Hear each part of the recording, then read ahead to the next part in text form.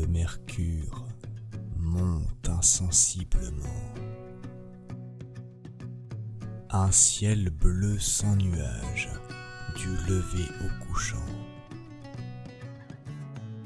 Dans la broussaille, les cigales chantent depuis ton réveil, et tout dans l'air et sur terre célèbre l'apogée du soleil. Au bout de ton chemin, un homme encapuchonné t'attend, assis à l'ombre d'un olivier. Accorde-toi une halte, dépose ton sac, l'inconnu t'y invite. Rafraîchis-toi, voyageur, et prête l'oreille au conte du zénith. L'os qui chante.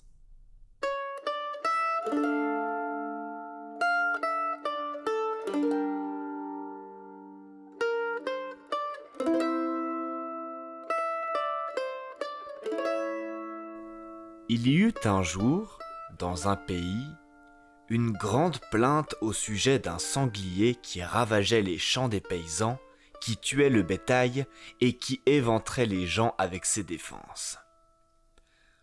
Le roi promit une forte récompense à celui qui saurait libérer le pays de ce fléau.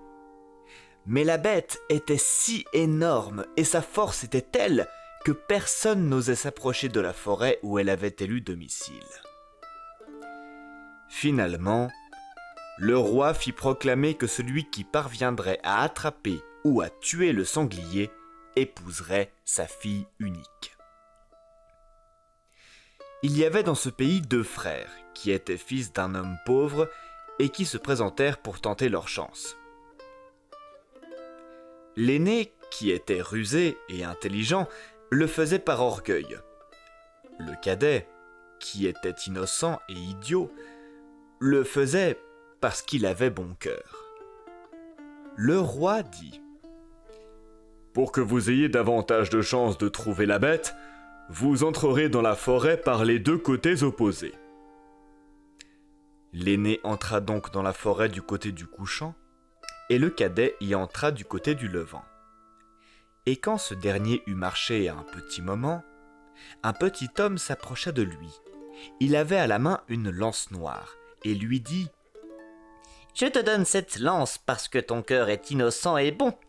Avec cette lance, tu peux marcher avec confiance sur le sanglier. Il ne te fera aucun mal. » Le jeune homme remercia le petit homme, prit la lance sur son épaule et poursuivit son chemin sans crainte. Peu après, il aperçut la bête qui se précipita sur lui, mais il lui présenta sa lance si bien que, dans sa rage aveugle, elle fonça dessus avec tant de violence que la lance lui trancha le cœur en 2. Le garçon hissa alors le monstre sur son épaule et prit le chemin du retour pour aller le porter au roi. Mais quand il parvint de l'autre côté de la forêt, il trouva à l'orée du bois une auberge où les gens s'amusaient en dansant et en buvant du vin. S'étant dit que le sanglier ne se sauverait pas, son frère aîné y était entré afin de commencer par boire un coup pour se donner du courage. Lorsqu'il vit son cadet sortir du bois avec sa proie, son cœur envieux et méchant ne lui laissa pas de repos. « Entre donc, mon cher frère, viens te reposer et reprendre des forces avec un verre de vin !» lui cria-t-il. Le cadet, ne soupçonnant rien de mal, entra et lui raconta comment un gentil petit homme lui avait donné une lance avec laquelle il avait tué le sanglier. L'aîné le retint jusqu'au soir, puis ils repartirent ensemble. Mais quand, dans l'obscurité, ils parvinrent à un pont qui enjambait un ruisseau, l'aîné fit passer le cadet devant lui, et, quand il fut arrivé au milieu du pont, il lui donna un coup par derrière qui le fit tomber dans l'eau, mort.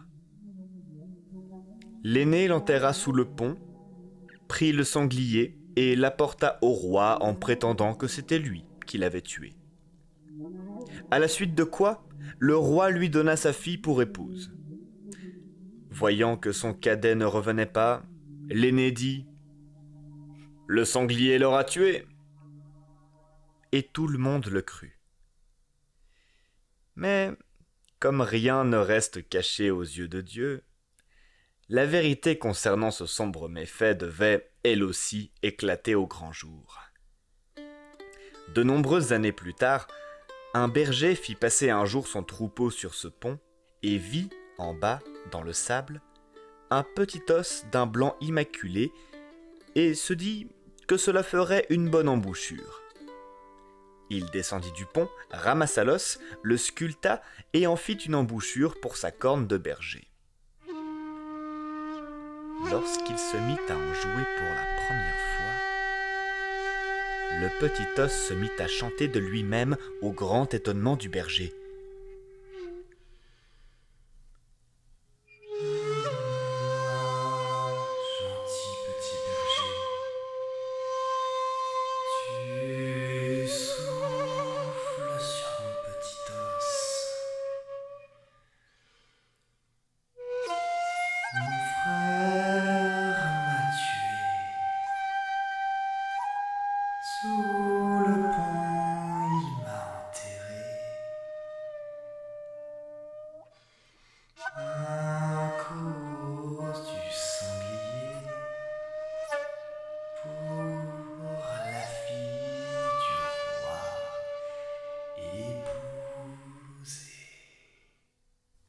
Voilà un os fort curieux qui chante tout seul, dit le berger. Il faut que je l'apporte à Sa Majesté le roi. Lorsqu'il se présenta devant le roi avec son os, celui-ci se remit à chanter sa petite chanson. Le roi en comprit parfaitement le sens et ordonna de creuser la terre sous le pont, et on retrouva tout le squelette de la victime. Le méchant frère ne put nier son acte, et il fut enfermé dans un sac et noyé vivant.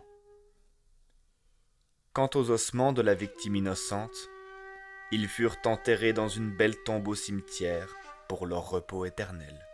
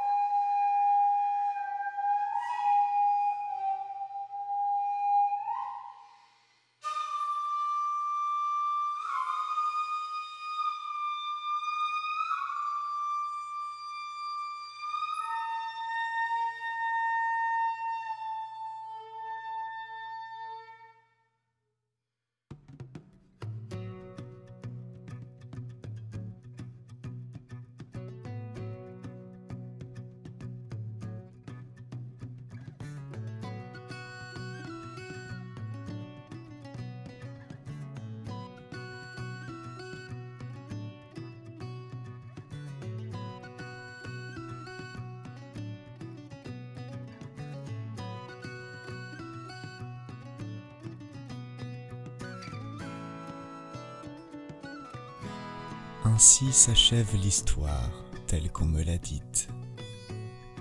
Ton chemin t'attend, voyageur. Remets ton sac à dos. Et si, dans ton périple, tu as besoin de repos, viens me retrouver.